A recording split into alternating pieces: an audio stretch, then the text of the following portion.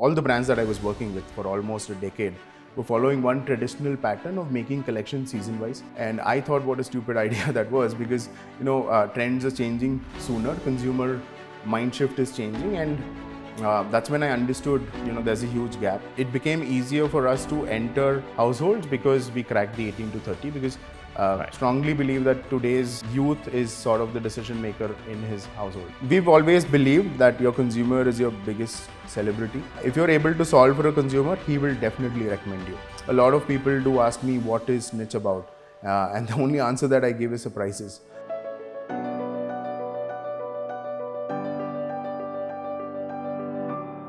Siddharth Dungawal is a new generation Indian entrepreneur and the founder and CEO of Snitch. Snitch is one of India's fastest growing men's fashion brands. Initially a B2B venture, Snitch pivoted to a direct-to-consumer model in 2020 during the pandemic. In just 5 years, it has scaled into a over 500 crore fashion tech powerhouse. Siddharth's agile mindset, design obsession, and a sharp eye for market white spaces has positioned him as a standout voice in India's fashion startup ecosystem. Pleasure to have you with us, Siddharth, at PwC's Future Unplugged. Thanks so much for having me, Sanjeev.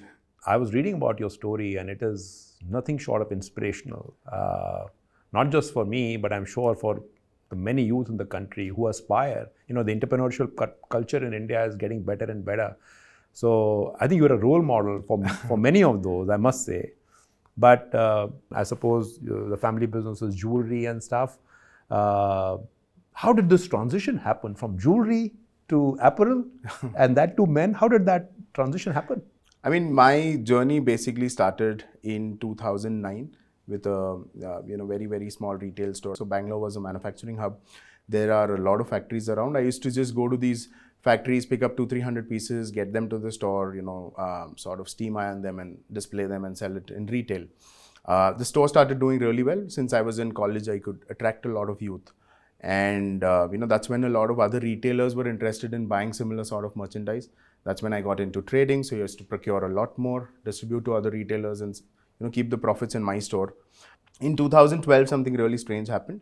So while dealing with these factories, there was one particular factory who was ready to sell out the fabric as well. And this was, beautiful shirt fabric. I had a buyer ready. All I had to do was, invest the money, move the stock from place A to place B. But to my bad luck, that factory had an audit and they couldn't dispatch it for 45 days. And I was basically stuck with that fabric. Didn't have place to keep it, kept it at a garage. And made these small swatches of these fabrics and just distributed to all the retailers that I knew, asking them to bail me out of this situation. And there was one particular retailer in Bombay who had about 17-18 stores back then. He called me up and he was like, Sid, the fabric is fabulous, can you make shirts out of them? And I was stunned because production was not my background. He just told me, 200-300 piece bana ke bhej de. Agar chal gaya, I will bail you out of this situation. That's when the real hustle started. Found a very small unit, sat there for almost 8 weeks, understood the whole process of production, and then designed these 300 pieces myself and shipped it to Bombay. Right. Over the weekend, all those shirts flew off the counter. That's when I realized manufacturing is a much larger business. And from 2012 until 2019, I was sort of running a buying house wherein we used to design, manufacture, and deliver products across all the categories for a lot of brands. But back of the mind always had this passion of starting something of my own. And 2019 is when I decided to start Snitch. The reason for that was I was seeing, all the brands that I was working with for almost a decade were following one traditional pattern of making collections season-wise. And I thought what a stupid idea that was, because, trends are changing sooner, consumer mind shift is changing, and that's when I understood, there's a huge gap. Brands were coming into India and disrupting the traditional model of business. And I asked myself, why can't an Indian brand do that? And that was the whole thesis behind starting Snitch. We created a very strong differentiator there. We created an app saying, every day that we'll drop new styles. You could buy as low as 25 pieces and there's cash on delivery available. So that became a massive success, for retailers and for us. That sort of got us tremendous scale within 9 months, but the pandemic hit us. We were left with a huge inventory. the first thing that came on my mind was either go on a marketplace, try and liquidate stock, but then realized A, you wouldn't be making any money there. B, the brand will not get any recognition. That's when July 2020 is when we started our own website, barely about 35 products, team of 4 people, and 2 racks in the corner of the office was our warehouse. And since then, it's been a roller coaster, right? I mean, today it's a 4.5-year journey, and we are one of the leading menswear fashion brand in India. So that's a fascinating story, I must say. But when you look at this segment, and we look at the customer of today, India is doing very, very well. The Indian demographic is speaking for itself. India is home to so many GCCs. Services is one of the biggest focus for India at this point in time. So the youth of the country is really coming to fore at this point in time, if I may. Has that been a big driver for Snitch because you're catching the young Indian, or is it more broader? So I think first of all, the TAM is really, really large, right? Apparel, only men apparel, I would say, is more than 50,000 crore plus sort of a market. And if you add on categories like fragrance, shoes, bags, accessories, etc., then it goes beyond 70,000-80,000 crore sort of a market. So the TAM we knew is very, very large. When we started off, I think our focus was more on the age group of 18 to 30.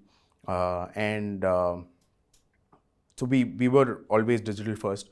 Became very easy, for us to enter anyone's wardrobe through content and e-commerce. But as the journey sort of unfolded, and we started going offline as well, that is when we were surprised to see a lot of people in the age of 45 to 50, sort of consuming almost 2 or 3x in absolute value compared to an 18 to 30. It became easier for us to enter households because we cracked the 18 to 30, because strongly believe that today's youth is sort of the decision maker in his household. Yeah, no, you're right, absolutely right. I mean, there were days when I was to take my son shopping. I think it's turning very quickly. It's certainly my daughter, and I'm sure it's going to be my son soon who's going to take me shopping. So I think that's absolutely right. But let me just ask you a little bit, since you spoke about your journey and some of the early trials and tribulations, if I may. Starting pre-COVID and then dealing with COVID, and now post-COVID, right? I mean, you've almost seen, I would say, 3 big season shifts, right? Apart from what you call seasons. Do you think that there has been a difference in the way your customers have responded? I think not only pandemic, there were 3 major revolutions that happened. Right. One, I think, was UPI. Second was the pandemic, and then the third was GST.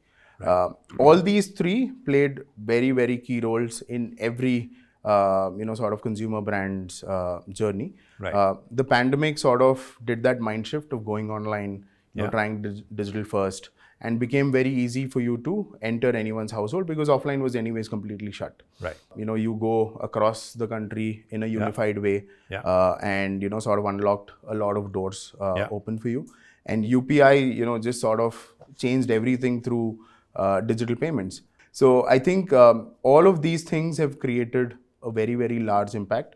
But to your point, I think consumer behavior did shift. Post-pandemic, I think they are more digitally available, and the ways of marketing has changed, the ways of storytelling has changed, everything has changed. The reason that I also asked you the question was that it's a hyper competitive space, and there are big brands which are already there. So when you don't have access, you just play safe. That okay, can I just the big brand which I know? I mean, can I just go and buy some from? You have now created a space for yourself during this period. Right. So how did that happen? And that's what I'm really interested on. That how did you create a space for yourself when there were so many big brands which are already there in a time when the customers' minds were so disrupted? So I think there are various reasons, but I'll just highlight upon a few. We knew there are more than 500 million people on Instagram, which is open to all, right? You could tomorrow start a brand and be available to them. So we knew that we had to crack digital content, which we did fairly well enough. Second, when it came to consumers in the age group of 18 to 30, we spoke to a lot of them, trying to understand where do they shop from. But the names that came out were more like their fathers or grandfathers sort of brands, which they were not sort of resonating with, and the others were probably international brands or some brands on marketplaces. Exactly. So we knew the sort of space was like a white space. All we had to do is deliver great product, give a great experience, whether it's online and offline, and that sort of helped us get into every household. But let me ask you a question. I mean, if you look at the D2C segment largely, which is where I think the journey began, commercially it has certain challenges, right? I mean, there could be a significant amount of returns. CACs are expensive. It has significant economic challenges. Yeah. Did you experience some of those as well? So we knew, and I would tell anyone who wants to sort of start a consumer brand, keep your gross margins really low and build a great product. Right. That helps your CAC, stay low always. And coming back to the tech point, we always knew that we were a digital first brand. Yeah. We had to be digitally available to every consumer. Yeah. We built our own creator platform. Today you go on the app, and if you're an influencer with even 1,000 followers, you could just start creating content for us. On your question on unit economics, I think keeping your gross margins low and building world class product, your CAC is never going to go up. Yeah. I mean, who would have imagined that, Instagram followership would be the GTM? And today it is. Today it is exactly that. I mean, again, I have to say, my son keeps telling me about YouTubers who have significant followership and, are making huge amounts of money, and, they're huge influencers for you, huge go-to-market for you. But, just on that, you also then moved away from a brand which was D2C to today you're doing a lot of offline as well. What was the trigger to get into offline at that point in time? So honestly, there was no trigger. I was passing by a street in Jainagar, saw a to-let board. It was written 2,200 square foot and to-let and a contact number. Right. There was absolutely no retail present on that entire street. I just called up team and I was like, offline jana hai. I've seen a store, and they were like, what's wrong with you? Why are you asking this stupid question? And I was like, in my mind, I knew that, the rental was just 3,65,000. Even if we did 7 lakhs in net sales, we'll be profitable. And so that it was not the best. Too capital intensive. Nothing, right? I mean, it was capital intensive because we had to put in a lot of money in the capex. But in my mind, I thought even if you're able to do 7 to 10 lakhs in net sales, the store will be profitable and there will be a payback. It took us about 2 months to design the store. July 15th of 24 is when we launched. Right. There was no sort of mega campaign that we did.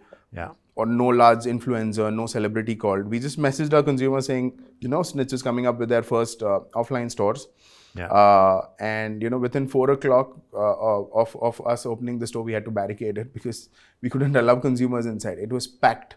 And the sort of brand love that we saw, because being on a street where there is absolutely no retail, it is brand love that could pull in consumers. That sort of gave us confidence that offline could become really, really massive. And post that is when we doubled down on retail, and over the last 8 months we've opened more than 50 stores across 24 different cities. So no celebrity endorsements. That's to begin with. I mean, that's no. I mean, we've always believed that your consumer is your biggest celebrity. If you're able to solve for a consumer, he will definitely recommend you. So I think we always knew that celebrity endorsement for a brand like ours is not essential. We could do it through great content and consumers themselves. So I'm certain that with all the he's that you have made more fashionable, I'm sure there are a lot of she's who are thinking, when will you create certain products for them? Is that on the anvil? To be honest, it took me 17 years to understand what not to do in life. So, I mean, having said that, I think today our focus is only on menswear. We know the TAM is very, very large. There's a lot more that we need to do. At the right time, maybe we would think of women's wear But at the moment, no. We want to focus on menswear because we know that there are a lot more that needs to be solved. Got it. Got it. So, Siddharth, you mentioned a few things which I would just want to pick up on as you were narrating your story. I think the first one that you picked up was customer loyalty. Yeah. Now, from the numbers that I gather about customer loyalty that Snitch has, I think they must be one of the highest. How do you manage that?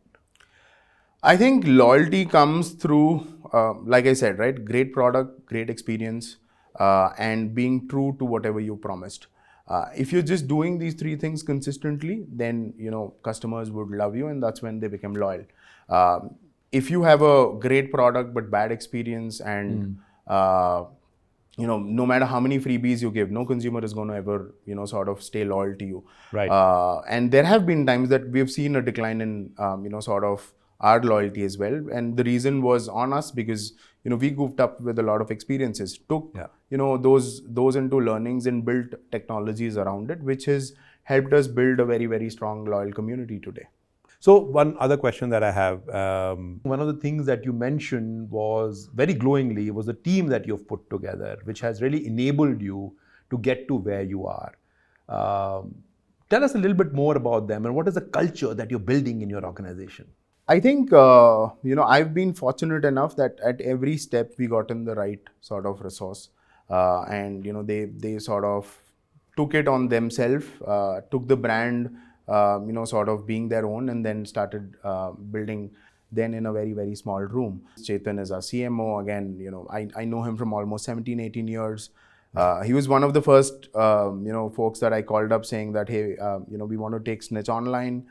Would you want to join? And I knew that he was smart, and I knew he was into the advertising space, and he had a great taste and choice of fashion, and that's it. He came in, we learned it on YouTube. How do you create ads?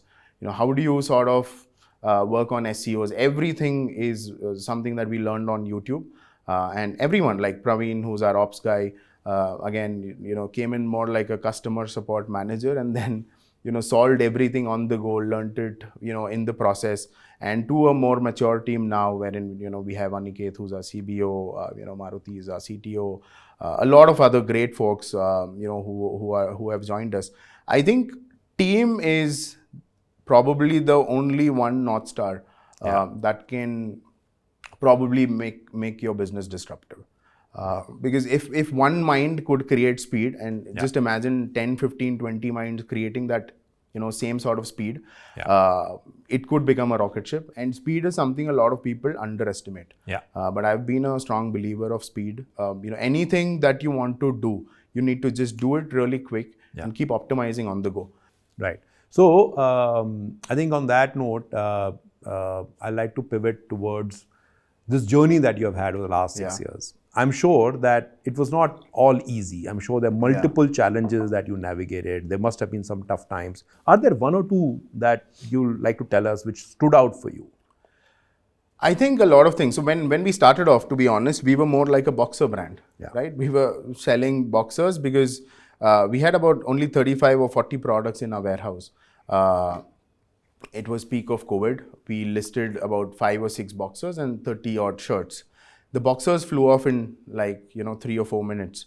That was surprising, and we then had to double down and make that entire shift in our supply chain, convincing factories who were making shirts to start manufacturing boxers.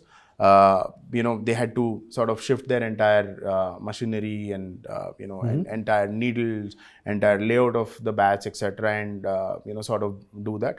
But in the course of journey, I think a lot of learnings were to sort of rely on data more than gut. I think that's something I have personally sort of understood. And I think it is again very, very relevant to the journey that you are at. I mean, 0 to 1 is always 90% hustle, 10% maybe data. Right. And as you keep moving toward closer to that 100, 1000 sort of a number, the things shift. So I think again there we've been fortunate enough that we have people who look at data very, very closely and stop me wherever I tend to take a lot of gutsy and risky decisions. So I think the greatest learning for me has been keep your ears open. Even if it's an intern, he's smart and that's why he's here, and probably, hear him out and give a thought. So you've taken no as an answer. Yeah, absolutely. I think one other thing which I would certainly, Siddharth, would want you to touch upon is that as an entrepreneur who's, made it big, I'm sure there's a long path ahead.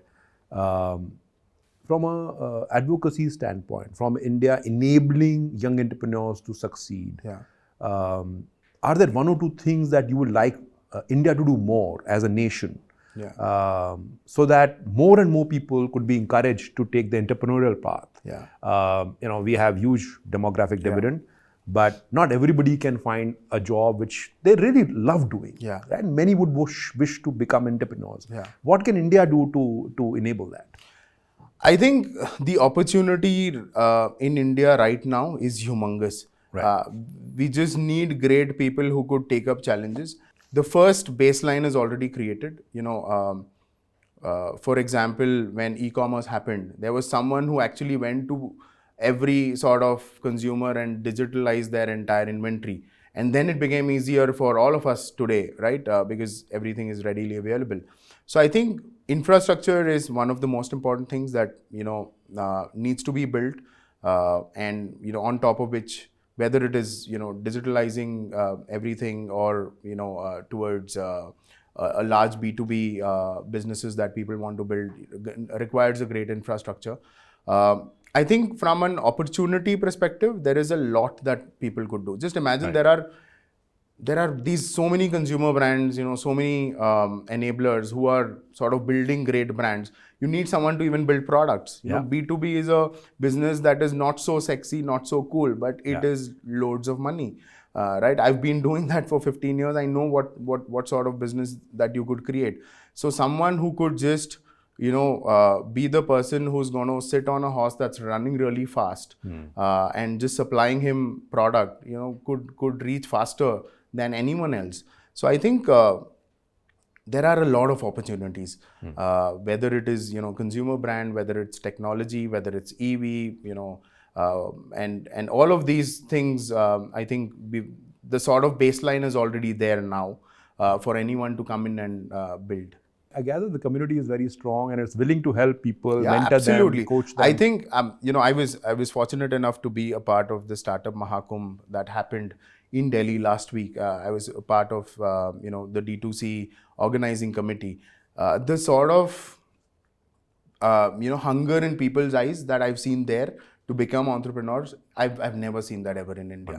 Wonderful. People asking questions, they're entrepreneurship is now being celebrated, which is a great movement, right? It was always cricketers, Bollywood. Yes. So I think entrepreneurship is being celebrated now, and everyone needs to just believe themselves and then probably start. I think I'd want to understand from you what next for you. As you said, a lot of headroom for you. Maybe women as a customer tomorrow, also global maybe? Yeah, absolutely. Absolutely. I mean, our tagline says "Made in India for the world," which obviously means that we have huge aspirations of going global. But I think there's a lot more headroom left in India. I mean, offline is very, very new. We just have 50 stores. I think we could do 500 plus easily. And, of course, there's women's wear, international markets we would want to pilot soon, gather some learnings and start building, infrastructure teams in different countries and start building them. So I think exciting journey for us. It's just the start. We've got a great team. It's a sort of business that sort of requires you to do just the basics really, really right. And it's the most boring thing to do every single day. But you need to just stay consistent, stay focused, and just keep doing that most boring thing every single day. Do you think you also want to surprise your customers as to what's coming next? Because that's some of the experience that we get with some of these. I mean, the thought process was very, very clear, right? Every single traditional brand that has been built is being built through one anecdote that they've set in the consumer's mind, right? That this is what I stand for, right? And a lot of people do ask me, what is Snitch about? And the only answer that I give is surprises. Because every time you walk into the store, we want to surprise consumers with delight. Saying, oh, suddenly, they see this is available. And then, next week you walk in, you're like, again, there's freshness every single week whenever you enter the store or, online. So, I mean, that sort of creates consumers' loyalty as well as create some sort of FOMO in their mind, that if they don't buy it today, it may go off the shelf probably within a week. So, I would really, Siddharth, on that note, maybe two final questions from my side. The first one, something that I've done over the years, so I certainly wish to ask you that question. I do believe that capital is today much more readily available than ever before, and there are many pools of capital, including family offices and others, HNIs, etc., which are available domestically for entrepreneurship. What's been your journey like? When you have sought capital for your business, what's been your journey like so far? No, I mean, for us, it was not that easy, to be honest. Apparel is a category that, most of them did not ever believe could be very, very large. I think there are barely 5 or 7 or 10 D2C brands that may have crossed even the 200 crore mark. So apparel stigma has always been in in the capital world's mind.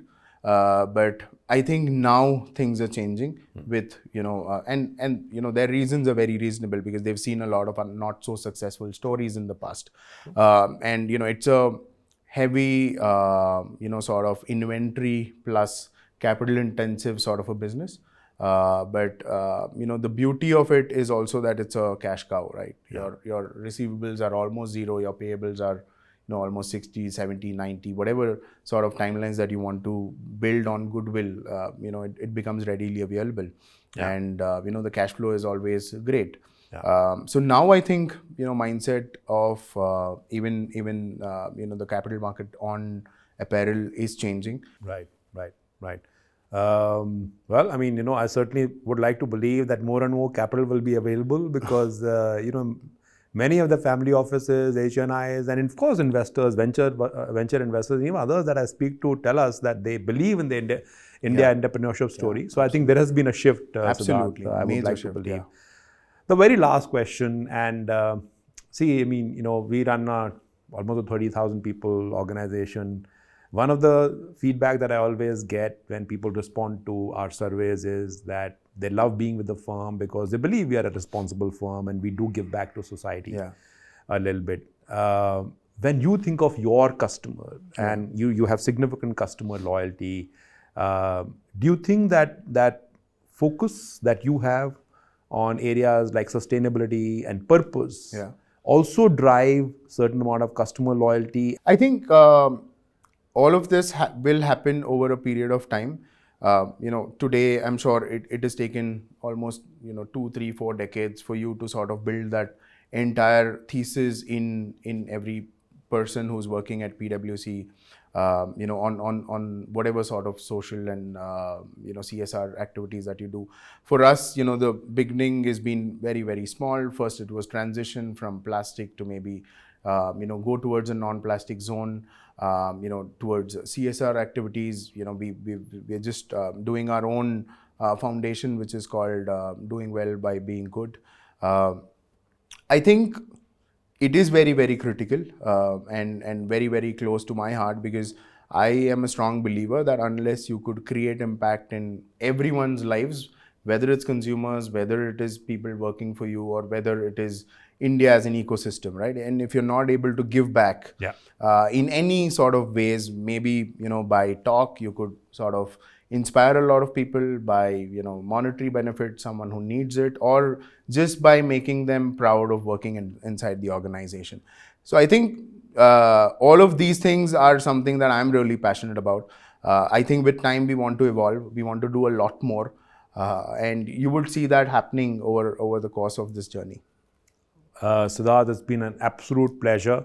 Thanks, you have created a fantastic business in less than 7 years, 6 years to be precise, I suppose, right now. And there is so much ahead. I think the focus that you mentioned on creating the right team, the right culture is something that stood out for me. Being purposeful really stood out for me. being inclusive and being able to challenge yourself, withstanding some of the problems or challenges that you had, etc., and believing on the opportunity that India holds for its constituents. I think it's a fantastic story. Yeah, I think, honestly speaking, I think this is just the start for India. The next 2 decades, every possible door is open. You just need someone with some sort of madness and some sort of risk-taking ability to sort of just go out there and explore things. Whether it is the B2B markets, whether it is D2C, whether it is quick com, whether it is just being an enabler for all of these three, the opportunity is humongous. Siddharth, more power to you. Thanks, and hopefully thanks, we come back again in a few years' time. Absolutely. When you have achieved more of what you are aspiring to do. It's been a wonderful conversation. Thank you so much. Thank you so much for having me, Sanjeev. And that's a wrap on this episode of Future Unplugged. Stay tuned for the next one coming soon.